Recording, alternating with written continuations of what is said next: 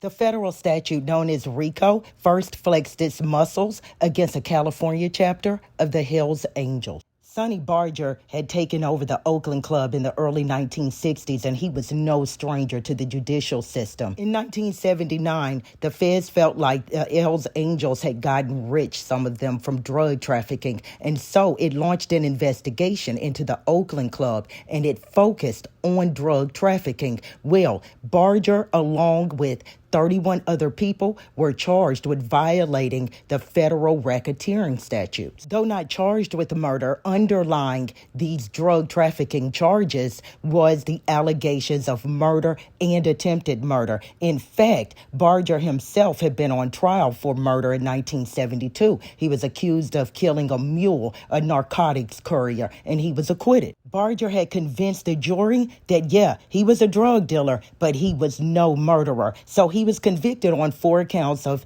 possession of heroin and cocaine, and he was sentenced to about 10 years in Folsom State Penitentiary. Meanwhile, while serving time on the heroin and cocaine possession charges, while serving time for possession of heroin and cocaine, Barger is appealing a conviction for marijuana possession, and he wins a new trial on appeal, and his luck continues, and he beats the charge. So Barger is no longer an inmate with a prior conviction, and instead of serving 10 years for the heroin and cocaine possession, he served maybe 5.